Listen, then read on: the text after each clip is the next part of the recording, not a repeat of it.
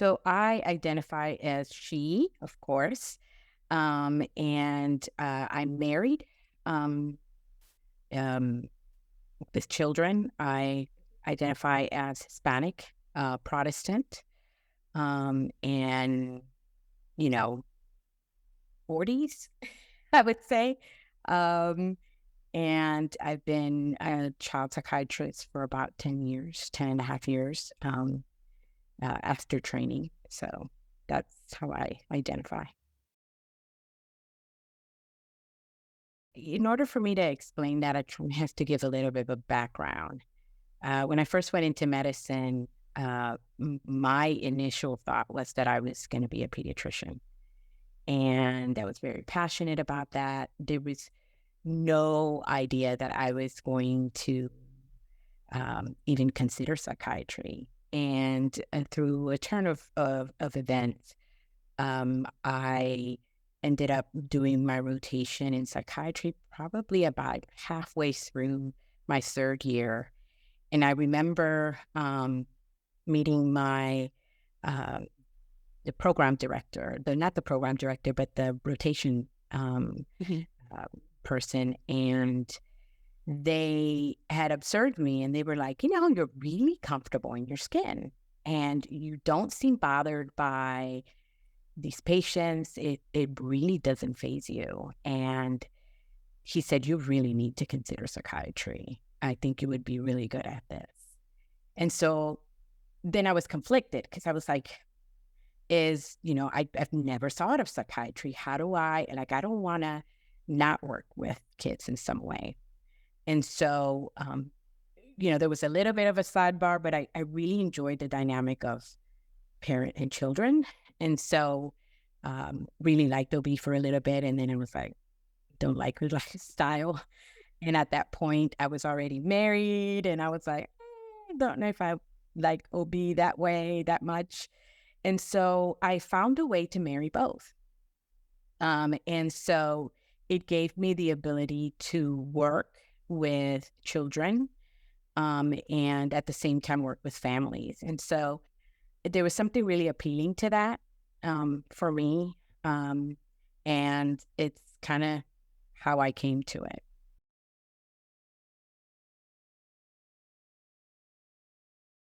So I've been a member of ACAP for quite some time now, probably, 12, maybe even longer than that, 12 years. I've done some presentations in collaboration with other colleagues. So that's been part of how I've participated at ACAP. I've also really been interested in integrating mental health into primary care. So, and it's been kind of where I started my career. And so it's been a big passion of mine. And so now I'm actually working with the Virginia chapter of AAP, Okay. along with, VCU and a variety of other entities that are involved in really helping pediatricians integrate primary care. And so I've been part of their educational group. I'm part of their mental health interest committee for the state. So I've been a little bit more involved with AAP more recently, but I've done other things sort of along the years with that, with specifically with ACAP. Well, every time I think of child psychiatry, there's so many stories and so many things that I, genuinely love about this field. But I think the one that really sticks out to me was when I transitioned from a university setting to a community services board. And I had a young lady that I had worked with, um, really struggling with depression, very high achieving young lady, and had struggled with depression, really significant loss, grief and loss, lost father very young. And almost every like January was really difficult. And so when I left, I remember the first January I was here at the Community Services Board. She called and asked to speak to me, and Found you. she found me. Mhm. And so I got a message from the front desk that said, "Hey, this person called you. They'd like to talk to you." So I call her back and I say, hey, how are you doing? How it's going? And she says to me, Dr. Morales, this is the first January I haven't been horribly depressed. And I figured out how to cope and how to grieve. And I just was so excited for her because this is a young lady who just had been through so much between the grief and the loss and the TBI at some point. I mean, it was just a lot. So, and her and I had worked together for probably a good 2 or 3 years. And so she was so excited about her success in being able to do that, that she had to share it with me. And to me, that's probably one of the most heartwarming um, stories that I have in this field. And at that point, she was like transitional age youth. So for her to reach out was really special. So there's aspects of child psychiatry that can be very busy and entail a lot of work. But there's an aspect of child psychiatry that's also very rewarding um, and very intellectually challenging in ways that I don't think I initially thought it would be. I When I think about the rotations during medical school, I don't think they really encompass. And people try to do a really good job at it and all of that, but I don't think they really, like, the crust of child psychiatry doesn't always shine through. And I think my experience is that it's an incredibly rewarding experience to see children grow, to see families work through some things and be successful. I mean, I've seen kids who've been able to go to college, kids who've been accepted to top programs in the country who I worked with. And there's something really exciting about seeing young people achieve and celebrating that with them, especially after you see them where they were. And so I think there's a lot of really wonderful things that child psychiatry has that you might not see in other fields in medicine. So really being able to see young people succeed, I think, is one of the most rewarding aspects of this work.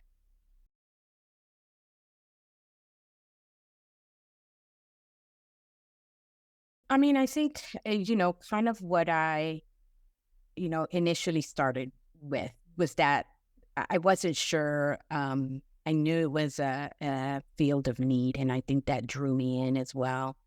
Where there was, not a lot of people going into it. And so I knew that there was something really valuable to that. So I wasn't super clear where I was going to go with it. Like I didn't have a clear sense of, I'm going to, work in private, you know, clinic or academics. I did actually end up doing some academics and really enjoyed it. And now I work with a community services board. So I think I have been thinking about it back then. I had no clue, in terms of what was going to draw me, what was going to really draw me in and what was going to really drive how I went about the work. I think the hardest part is I had children during training. My daughter was born at the beginning of my 4th year of med school. And so there's a lot of challenges about, how do I balance work and life? And I want my kids to know me, right? So, and then I had my son between residency and fellowship. So I had my kids during training. And I think that it helped me in some ways because it, kind of helped me be more efficient with certain things because I wanted to see my kids. Mhm. But in other areas, I feel like, I missed certain things and that was really hard. Afterwards, I think most of it is really trying to find that balance. You know, where am I right now in my life, in my personal life? How do I do more? I think that's been the hardest part for me. It's how to integrate the things that I'm passionate about into what I choose to do, right? And having that balance between work, those things that I'm excited about and passionate about, and, my life, my home life, so it's been, I think, post training, I think it's been a lot of figuring that out. I think as a person of color, and I'm sure a lot of us could relate, there's always this sort of internal drive to work harder Mhm. because unfortunately, there's always this sort of sense of you can work harder than everyone else to get the same acknowledgement as everyone else. And I think there's always a part of you that's worried about, you know, um, being exposed to microaggressions, for example. I've had people make comments like, she's so smart. And I'm thinking, well, I did go to medical school and I did apply, did all of the stuff that everybody else does. So, but the fact that there was this implied expectation, to me was like, wow, I've had other situations where people thought I was something else and not the physician in the room. So those things have been a little bit, it's like death by paper cuts, right? And so it's almost like, how do you maintain your integrity as an individual, your professionalism, and not allow those things to dictate how you do your work, right? How do you maintain that level of focus so that it doesn't matter? Your conscience is clear because you go in there and you do your work and 100% of yourself into all the work that you do. And whether people see it or not, it's irrelevant to your own conscience in doing that work with that level of dedication and dignity. I would start off by saying my family. Mhm. Particularly my parents have been huge, my siblings, um, you know, they're such an important part of my life, all through my life. And so I don't think I could have even gotten through the training and the having children and the married, all of that without them. I think the other group of people that I think have been incredibly instrumental in my development have been mentors and advisors like yourself. I think particularly you, really opened some opportunities for me that I don't think I would have necessarily had otherwise. But just being around people who saw your abilities, even when you didn't quite see them, or they said, this person might be good for this role. Having those mentors that kind of push you and guide you through the process, I think has been really life changing in many ways. And so it really shaped my career, and how I've integrated into other things like extracurricular activities or programs or what have you, how I've balanced that, has really been a reflection of some of that input. And I think for me personally, my faith has been huge. I think there's times in medicine where it's kind of like, I just have to pray it goes well. And so there's a part of that of just having faith in however faith comes to you, that things will work out and that you will just keep going and pushing through the good stuff and the not so good stuff and everything in between. And so I think I would say those three elements have probably been the most instrumental in my life. The next question I think we covered, which is, did you have mentors and what role, if any, did they have in your success? Is there anything you need to add to that, or do you think we've covered it? I think I've covered it in general. I do feel like, it's also there is a challenge there with the shape and the changes that have happened over a generation of physicians too. And so there are things that sometimes are harder to communicate, right? Because there's generational differences even among trainees, right?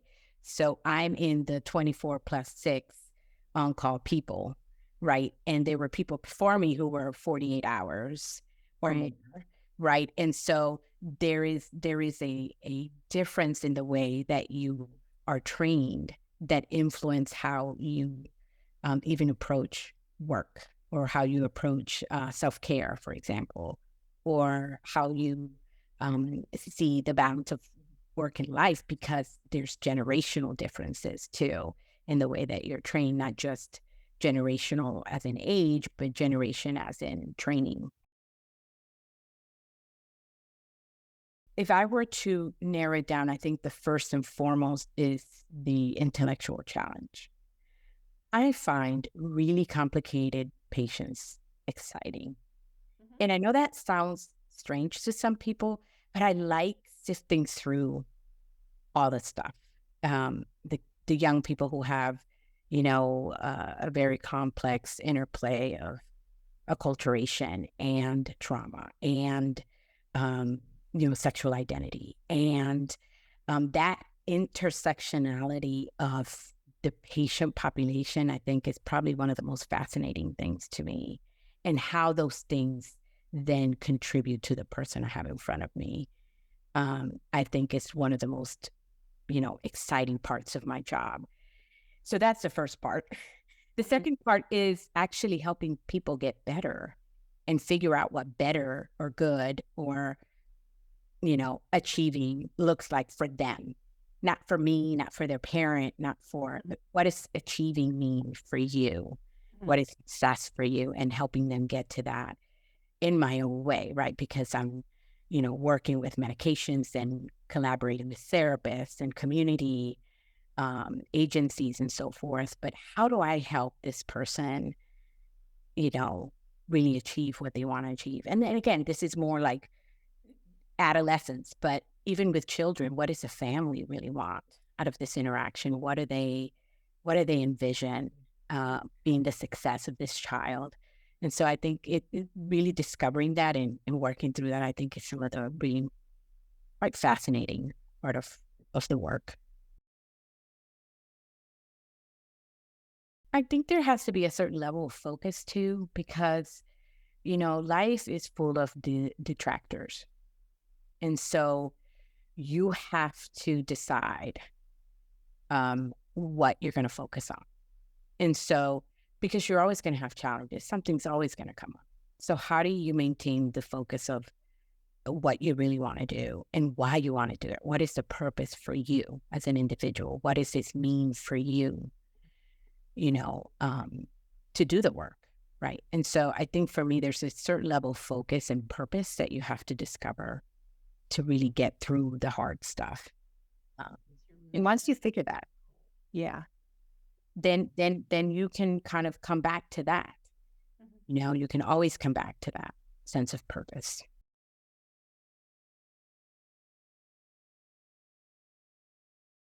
For me, it's not just that I'm a person of color. I'm a pretty traveled person of color. So I think there's a part of me that always sees that the world is bigger than what we see.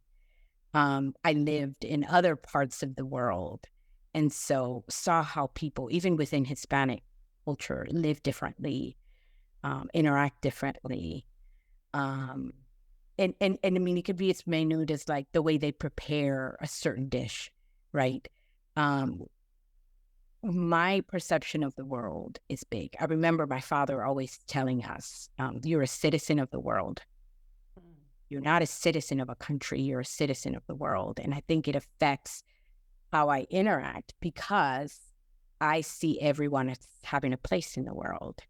And so it gives me, it makes me very curious about people, all kinds of people.